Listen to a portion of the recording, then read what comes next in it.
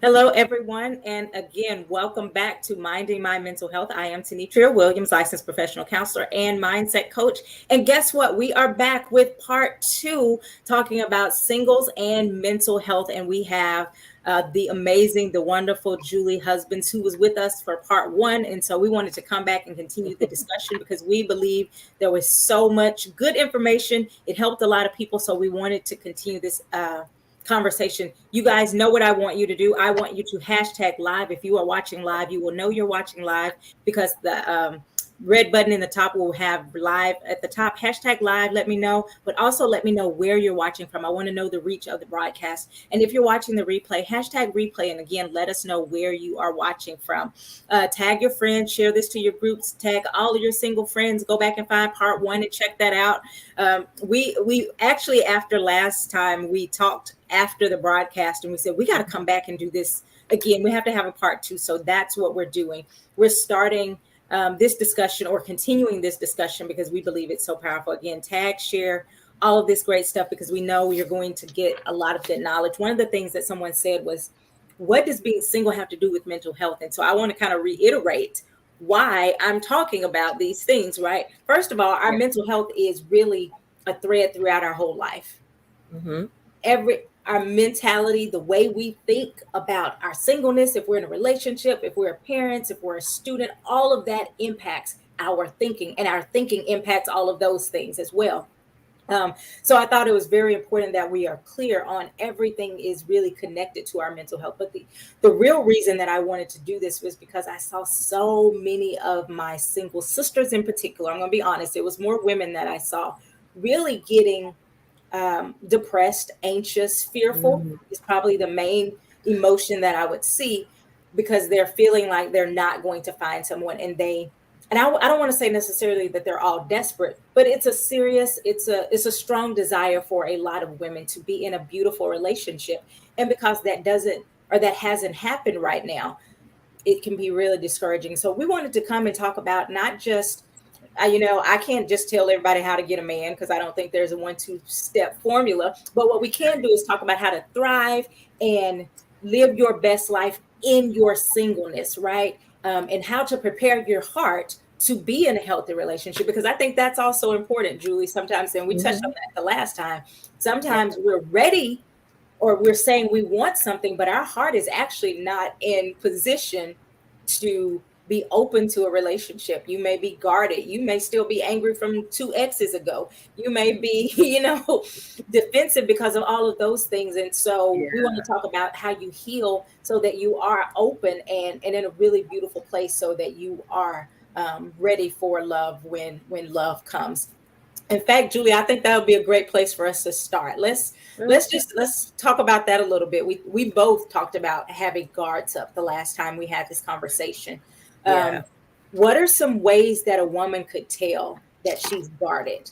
If a single woman says, I don't feel like I'm guarded. I feel like I'm open, but I said the same thing. And then the more I started looking, I was like, oh no, I'm a prison around here when it comes to my heart being guarded. So what are some Mm-hmm. ways that you would say you could tell if a woman can tell or a man can tell if they're guarded in their singleness? I will repeat the last thing I said last time in part one, having the wall of China up around the heart. I mean, your heart is in the center, and the wall of China surrounds it, and you don't let anyone in, and you most certainly don't release love. You want love, or you say you Mhm. want love, but you're not in a position to release love because in order to want love, you got to be able to reciprocate, right? So that guardedness, if guardedness is a word, it'll be a word for today. Amen. It's the word for today. For word for today. That guardedness comes from that place where that part of you in your heart that's not healed. Mm. Number one. Number two, you're still remembering the hurt of the past, what I call the hurt of yesteryear, right? You are number three, you are negative. Everything you think about relationships is negative. Mm.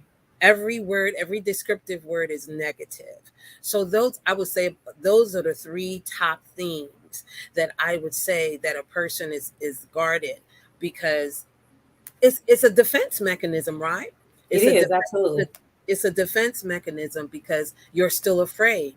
You're afraid of being hurt. You're afraid of choosing the Mhm. incorrect person, etc., etc., depending on where you are, since your last relationship. So I think that's really good. I love what you said about the negativity. If everything you say is negative, you're probably still pretty guarded. And I hear a lot of people saying they want something, but their mouth speaks the opposite of what they want. There are no good men. And we talked last time, there's pee Mm. in the dating pool. Everybody's trash. You know, all of those types of things, that negativity can really start to flow forth. So Yeah, I would ask yourself, even as you're watching this right now, ask yourself, what's coming out of my mouth? Not what I say I want, but what's coming out of my mouth in the day-to-day world. I can't find anyone. There are no good men out there. There are no good women. All of the women are this way. All of the men are this way. When we start to speak those things, that's a yeah. good sign that we still may be pretty guarded. For me, some of the things that I learned about myself that were, I guess, a part of me being guarded was I would always just not fully be open, just I'm just paying attention. I was like, you're not gonna make a fool of me. And so I was that was my big thing, right? And so it was always, I'm just, we'll see. It was not just being open. Hey, I really like this guy. Hey, I think he's really amazing. No, it was none of that. It was, hmm, we'll see. And so this part of me was afraid to actually enjoy the moment because I was afraid that it may end, or that Yeah. it was going to, you know. And But the other badly. thing I learned with therapy was that I also had to learn to trust if something didn't feel right. Mm-hmm. Right? If Mm-hmm. something felt off, that I didn't have to try to force that. I could say, Yeah, there's something that doesn't feel safe here, and I need to see why I don't feel safe. Is that an internal issue, or is this something that I need to explore more, or I need to walk away from? So I think absolutely. that's really important. Yeah. What would you say are some ways that people could combat that anxiety if they're feeling that anxiety from that disappointment, or just anxiety? I'm getting old. I want to have a family. I want to do this. If they have those types of thoughts, what are some things they could do to combat the anxiety? You know what? I'm gonna start with the professional piece first, right? I would say go see someone. Mm-hmm. Go see a Tenetria Williams. Go see a pastor. If you're a believer, have a pastor and a Tenetria. Okay, so basically a pastor and a therapist, or a pastor and a counselor, Mm-hmm. right? So that they can help you navigate through this anxiety, because nine you probably will agree with this, 9 times out of 10 anxiety is going to show up because you're afraid. Mm-hmm. But a lot of times we don't want to call fear what it is. Fear is Right. fear, right? So I'm anxious about meeting this person. I'm anxious about this person that I went on this date with. I'm anxious. But before you say you're anxious, start dealing with what's causing it. Mm-hmm. What's the internal you saying, right? And I think we mentioned this the last time. Being honest with you. Being honest Yep. about you, right? Being honest about where you are. For example, if you know that you're still anxious slash fearful of possibly making a mistake, because one, in your mind you're doubting yourself, making Mm-hmm. a mistake meaning choosing the incorrect person for you. There's nothing wrong with acknowledging that your heart is still broken, Mm-hmm. because when you're honest with you, or what we know to be integral with you, it'll stop you from making that mistake, more or less. Because what you'll do is you'll start, if you're ready to do the work, you'll start writing things down. What causes this anxiety to come in the first place? Number two, what am I willing to do about it? Instead Mm-hmm. of ignoring the honest part of you, the stuff that's going on in your internal, and just dashing into something that you shouldn't dash into. and therefore making the situation more crazy, and you're more anxious and you're more fearful. You become more, you become this, become, instead of taking the time to acknowledge, like, you know what? I know that I would like to have someone in my life, but I have to be honest with myself and say, Jules, you're not ready. So since you're not ready, what are you willing to do? Mm. I don't know, for the audience that's watching, I don't know if you guys have these kind of conversations with yourself, but When you say what are you willing to do, talk more about that. What do you mean? what are you willing to do to combat the anxiety, to Mm. deal with the unaddressed issue, to deal with the hurt that is still lodged on the inside, to deal with the heart that is still broken, to deal with the fact that you haven't taken the opportunity to, number one, forgive the people that have hurt you. Mm-hmm. So if you haven't forgiven the people that have hurt you, you also haven't forgiven yourself for choosing the person in the first Mm-hmm. place, right? I'm glad you said that, Julie. I was speaking with someone recently, and they were basically really upset about some stuff in a relationship had gone, had ended, and they were really beating themselves up. And I was talking about forgiving yourself, and they said, "No, I made my bed. Now I have to lay in it." Mm, And I just thought so many people are stuck because they are punishing themselves for a mistake that God is literally saying, I'm here to help you. And they're going, no, no, no, I have to stay in this. And so rather than allowing themselves to be open to love and all of those things, I think people are almost saying, hey, I made a mistake and I have to go through this period of time in which I have mhm. to prove myself worthy, Yeah. or I have to go through this period of time in which I have to redeem myself in some way. And so Mm, I just think that's really, a powerful concept, that idea of not only forgiving your past exes or forgiving other people who hurt you along the way, but forgiving yourself. Yes, yeah. for whatever reason, I made a choice that looking back, I go, that was not the best choice in the world. But forgiving Yeah. yourself Yeah. is so powerful. Yeah. Just Yeah. really being able to say, I have to allow myself to say, hey, I made a mistake for whatever reason. And you can go in and dig about the whys, but more Mhm. importantly, I did it. I recognize I did it, but how can I move forward and grow from Yeah. that? Yeah. Yeah. Yeah, absolutely. I agree, because the one thing we don't want to do is to stay there, stuck in that place of, this is the bed I made, so I'm going to lay in it now. You have a moment called process to lay in that bed, Hmm. okay? But if your goal is ever going to be freedom, transformation, a healthy relationship, Hmm. you have to get up out the bed. You Yeah. have to you have to do the work. You have to do the work. You must do the work in order to heal, or you Yeah. will be stuck in this perpetual place of then resenting your own self, That's good. disliking your own self, and I dare say hating your own self, self-hatred, Wow. self-doubt, and all these negative things. But as believers, God never said that stuff wasn't going to happen.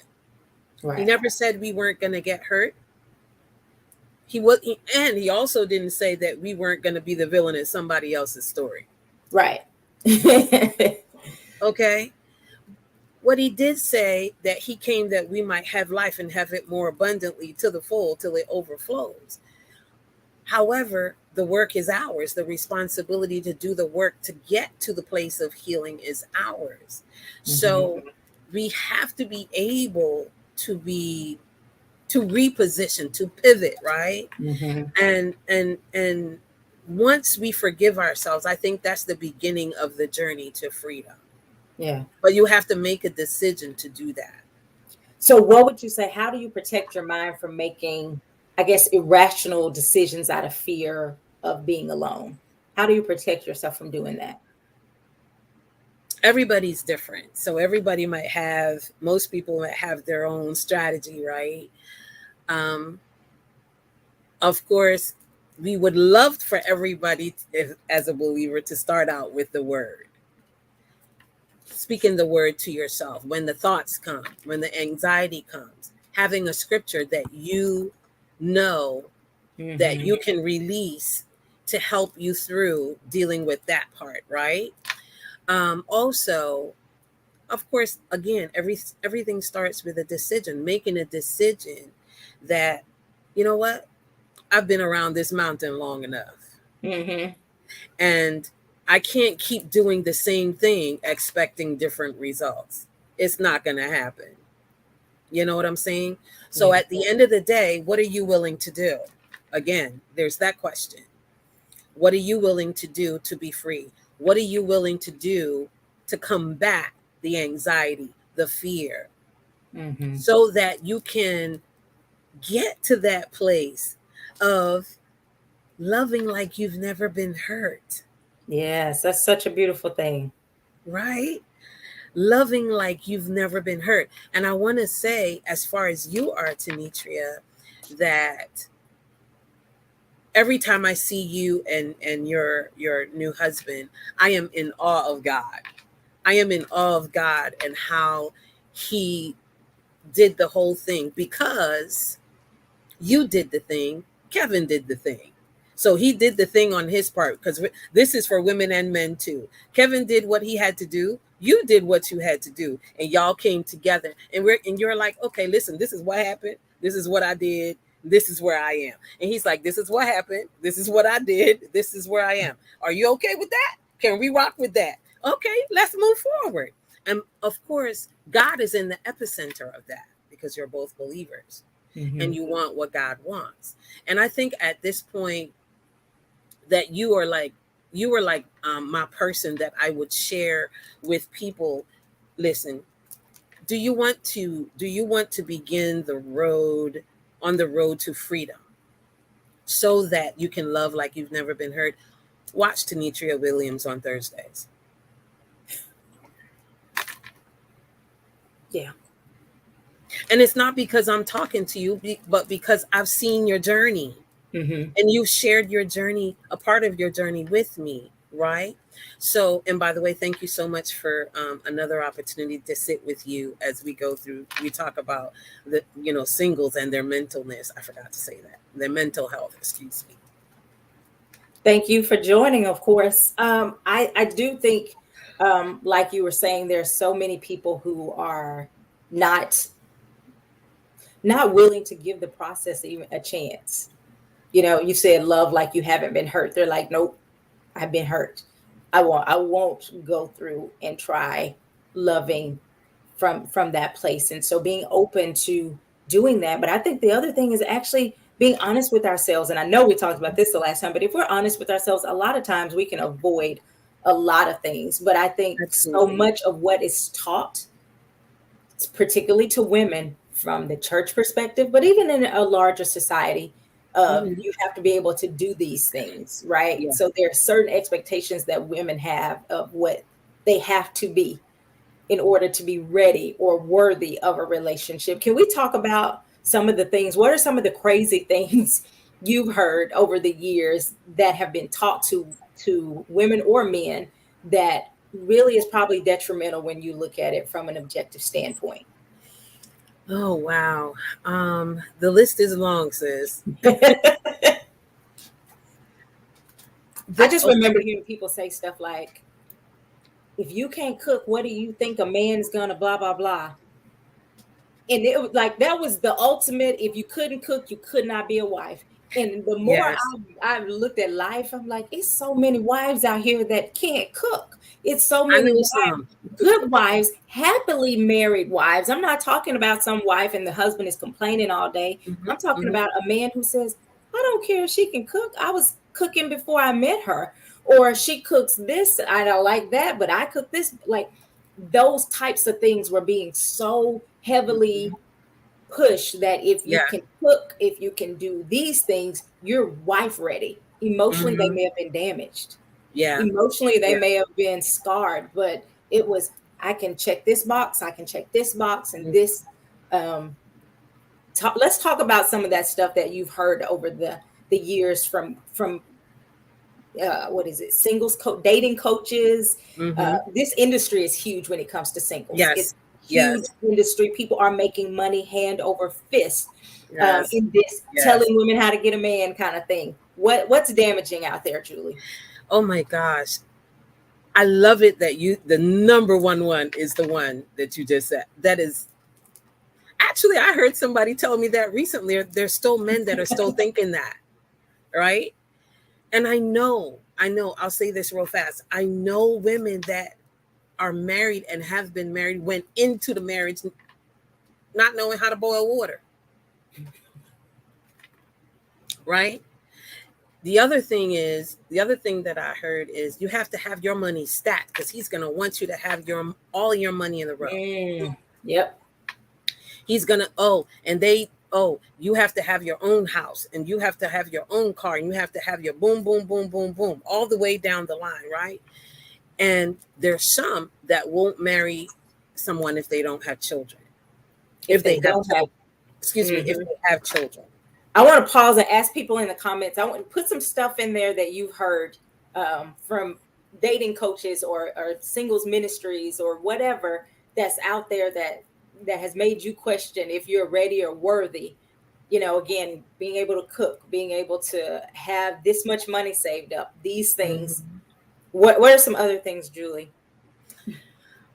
You got to look like this. Mm. You got to look like this. You got to look like that, right? You have to. Oh. I don't want to. I don't want to marry anybody that doesn't have straight hair. If they have natural hair, I don't even look at. I'm like, what?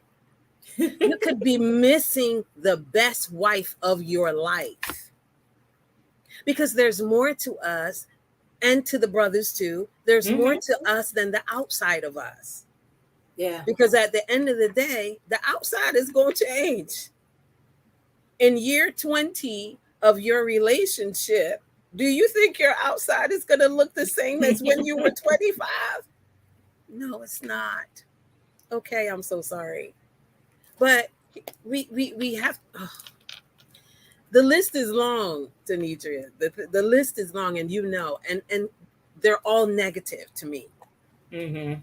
They're all negative things that people have said or have been taught, not always by singles ministries and singles Hmm. coaches, but by their moms, their Right, aunties, right, their right. best friends, their grandmoms, when they're sitting around having family roundtables, just the women, right? And all of these things come out. Thus, the reason why a lot of women are over here to the right trying to be the man. Mm. They call it masculine femininity now, Oh, wow. right? It's yeah. Okay. So it's we have to know who we are, y'all. To the audience, Hmm. we have to know who we are. Have to know in whom our identity lies. Listen, we know what we're bringing to the table. We know.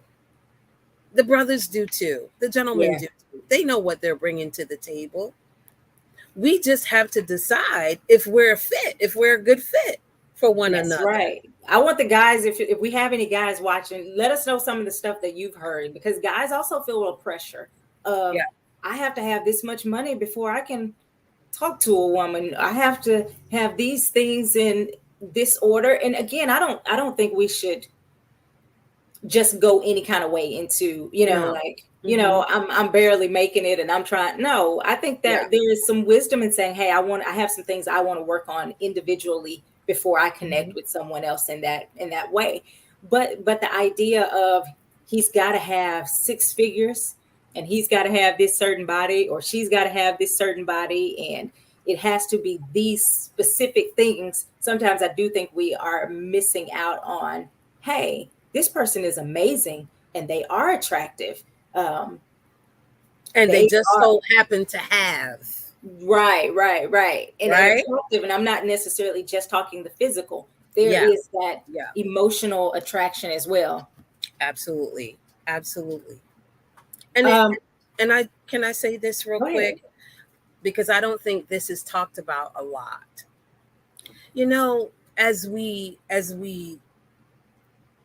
navigate our singleness and we're on this journey, both men and women, we need to pay attention to, if there's somebody that we're interested in and dating is happening, pay attention to how they treat their mom. Pay attention to how they treat their grandmother, their auntie, because a lot of us singles, our parents have transitioned. Some of us still have our parents, but some of us don't, right? But the ones that do, in your presence, how are they treating them? How are they talking to their parents or their guardian that raised them, their grandmother, their auntie, or even the next door neighbor that took on the Mhm. responsibility of raising you? How do they treat them? Because however they treat them is how they're going to treat you. Pay Yeah. attention to that.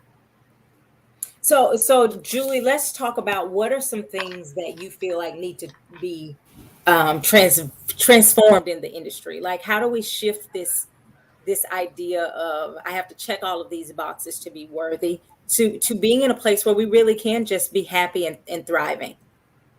First, it starts with us.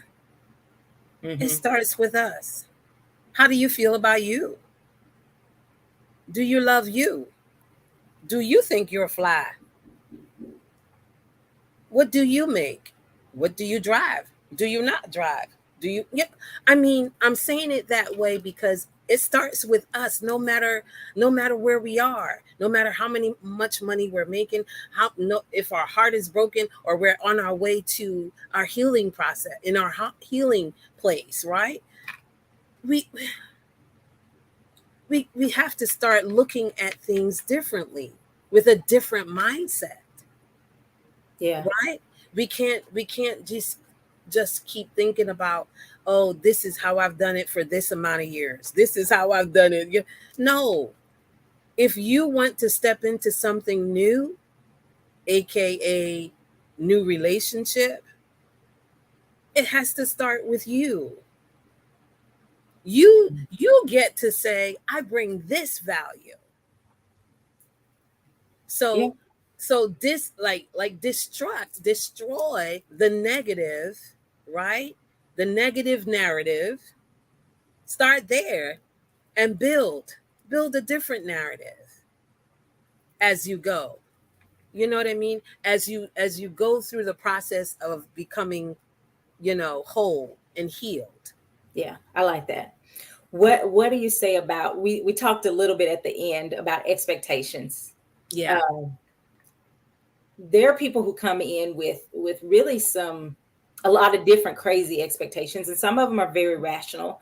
But how do you know when this is a healthy expectation and when I may be, you know, being kind of in la la land?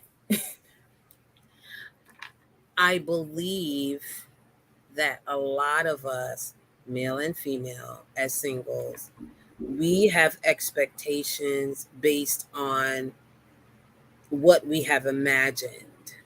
Mm, Okay, we have this fairy tale thing going on. We watching Hallmark and thinking that, life is going to be like that, or the relationship is going to be like that. But we have to consider that we live lives mm-hmm. lives. But if you are, let's start here. If we're at a place of wholeness, or we have gone through some deliverance, we have worked on that part of us that kept telling us that we need to be in defensive mode, Mm-hmm. always defending the heart, always having the wall of China up. We're now past that. We're at this place where now we're open, right? We're open, but don't be so open that you have all these expectations based on what you see other couples doing, or seeing your friends doing, or what you have read on social media or seen. Okay. We are imperfect people serving a perfect God. So Mm. life is going to life, and people are going to people. And sometimes we're going to be the people,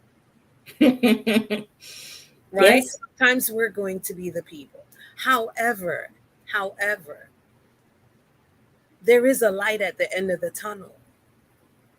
It doesn't have to be negative.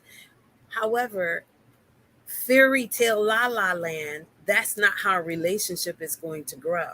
Hmm. Having these expectations, thinking, let's speak from the woman's perspective, having these expectations of, I want him to have this body, I want him to make this, I want him to drive this, I want to live in this particular type of house, I want to be able to go on vacations 3 times a year. Well, what value are you bringing? What are you bringing to the table? Mm. Are you, and please, people, don't come for me and curse me out in the inbox. I'm just saying like this. Nitra knows I'm pretty direct, so I'm saying this in love, right? So if you want somebody that has this gorgeous body, do you have one? So what I'm hearing is be the person you want to be, in the sense of, Yeah. if health is important to you, be healthy. If Mm-hmm. wealth is important to you, go work on building your wealth if you haven't. If Mm-hmm. these things Mm-hmm. are what's important to you, make sure that you're doing those things as well. Yeah. Yeah. What I would also Absolutely. say is, be honest about, if you say, I want someone who can take care of me and I don't want to work. Okay. I think you have to be honest about that, because what will Mm-hmm. happen is we don't want to say that. I see a lot of times people don't want to say what they really want because they think they're going to be perceived a certain way. If I Mm-hmm. say I don't want to work and I want a man to take care of me, people are going to have thoughts. That's not me, by the way, people. I'm like, Julie, don't come for me. I don't mind working.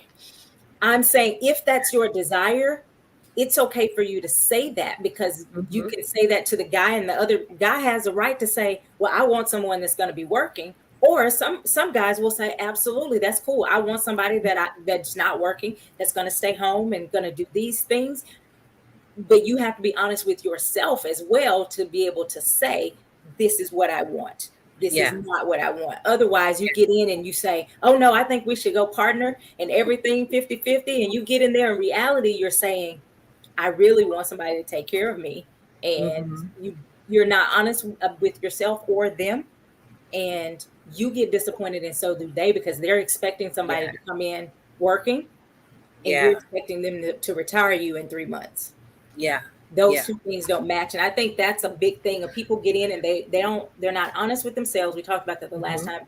Or people think they can change somebody else. Yes. Um, To make them, to mold, they think they can change somebody to mold them into what they want. But that's not how it works.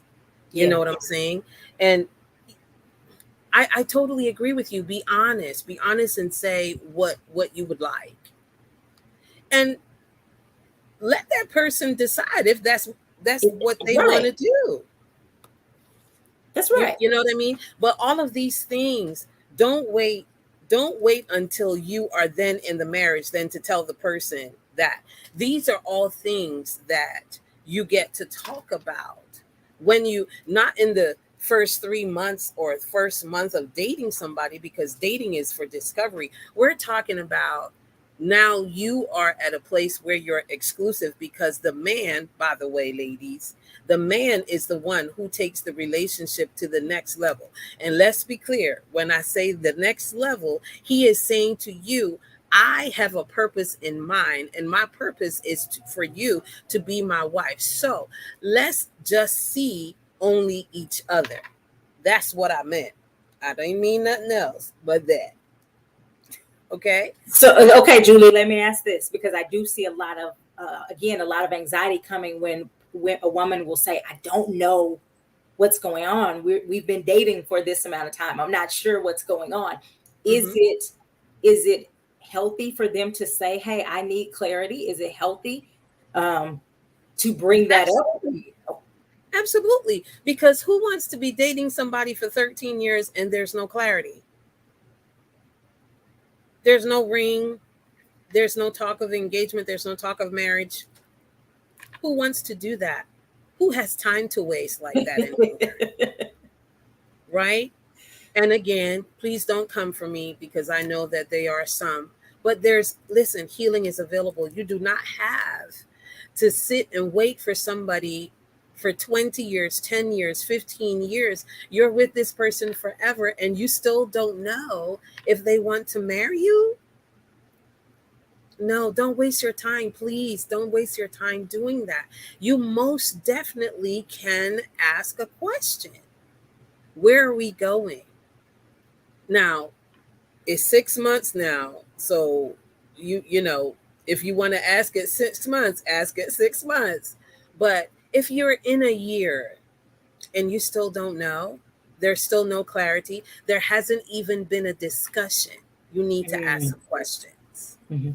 Please Julie, ask some questions. what are some of the red flags that you see that people ignore, that later end up being the things that they say, my heart was broken and I saw it, but I ignored it. When you hear, because again, I know you work a lot with single women, particularly Mhm. going through kind of that process of healing and learning about singleness.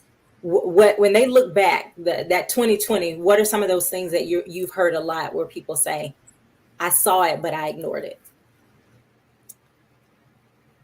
Well, that one I can't say because that's somebody's very intricate business, so I can't say that. I'm gonna say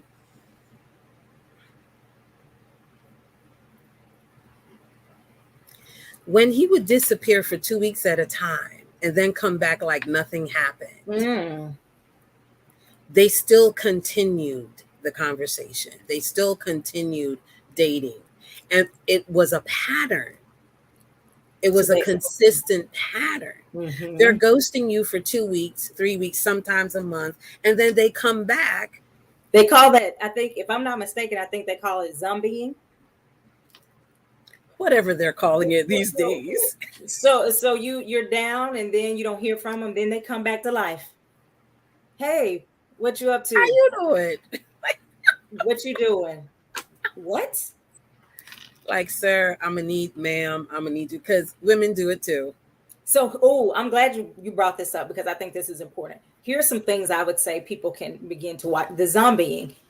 He's not that into you. She's not that into you. If they're falling off for 3 or 4 weeks, they're not.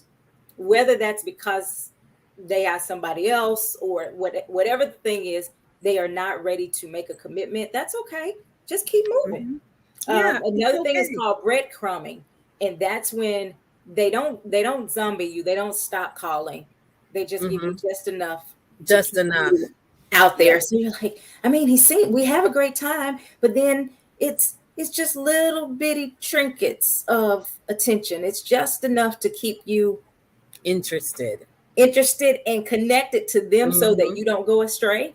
Hmm. Hmm. Um, again, I Very say I sad. say that's where I start talking about the mental health piece, because Yeah. that kind of stuff really will start to weigh on your self-esteem, weigh on your Mhm. confidence. And what I will say to anyone, male or female, you have a right to set that boundary and say, if this is how it's going to be, I don't have to participate in this.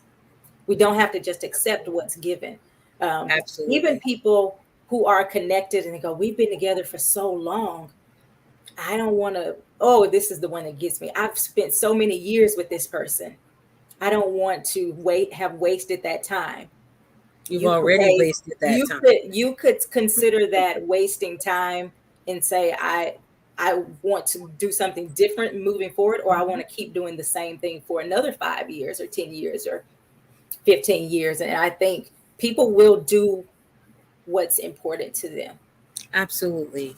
And I really believe knowing your worth.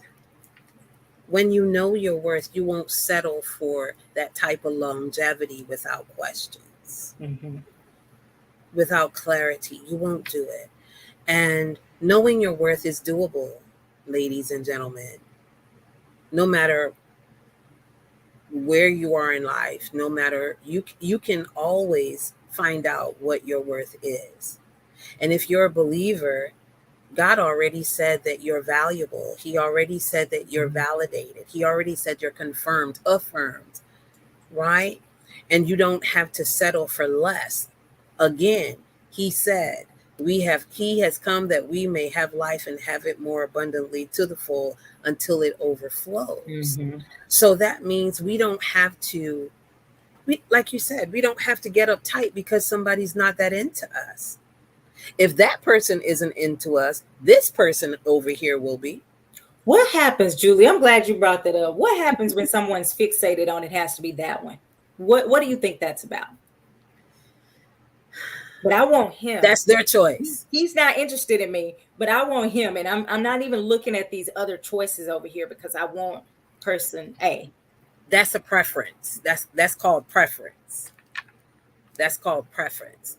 Even though there's the breadcrumbing and the ghosting, they still want that one because that's the decision that they made. And it's because it's a preference. It's a preference because of the way he might look or the things that he so called does or whatever their reasoning might be. But that's a preference. So, ladies and gentlemen, don't allow your preference to miss God's best. Don't allow your preference to cause you to miss God's best for you. Because it can happen. Yes. Especially if you're so honed in that you're not even paying attention to John or Harry or Suzanne or Jennifer. Right? But you again, the openness doesn't mean you just spread your heart all over the place. Right. The openness means that you are open to love like you've never been hurt, but according to the standard of God, if you're a believer.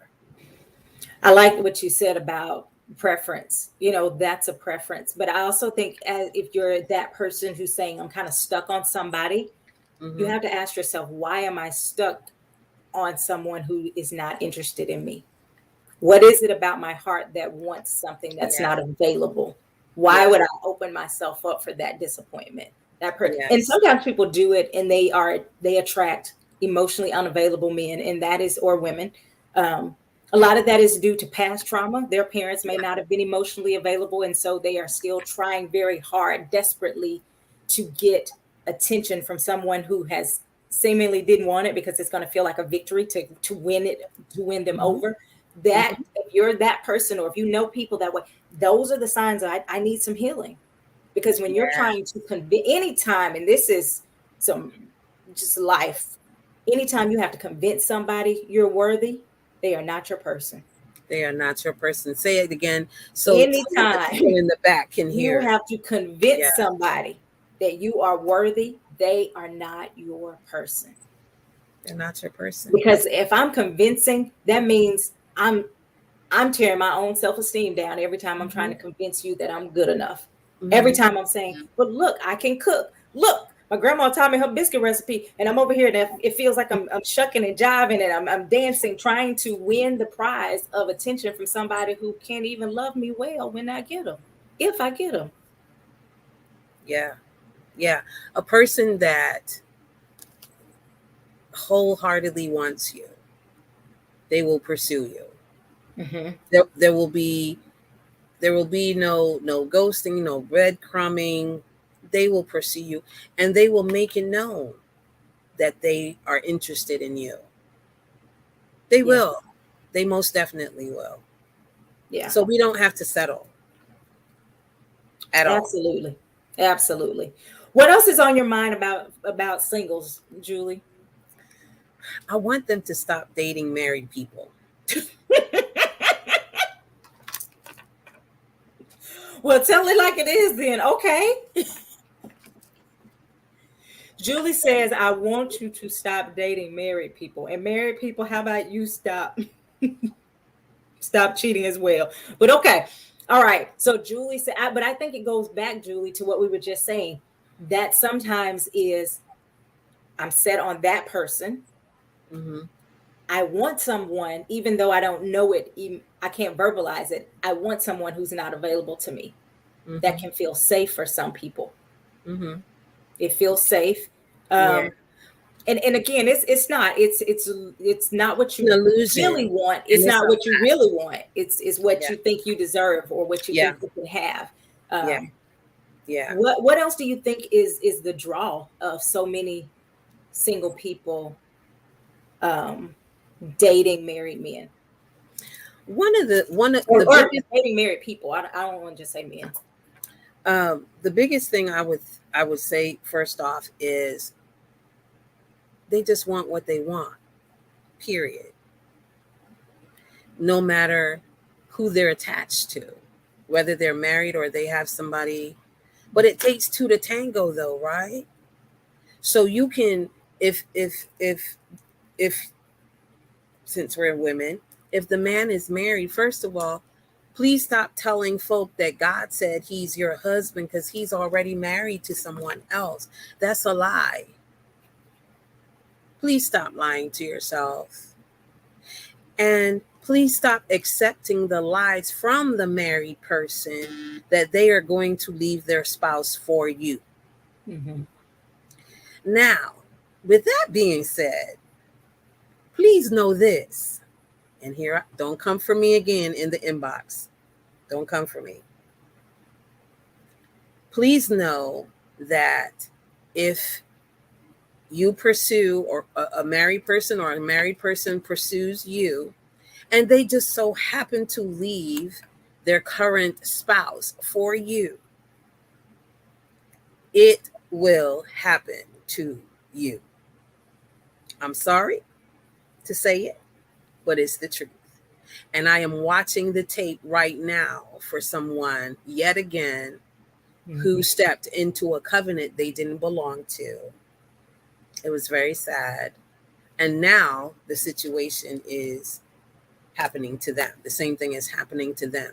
And they are wondering, how come this is happening? Have you rewound the tape? Have you been honest with you? We talked about that earlier. Have you been honest with you? Right?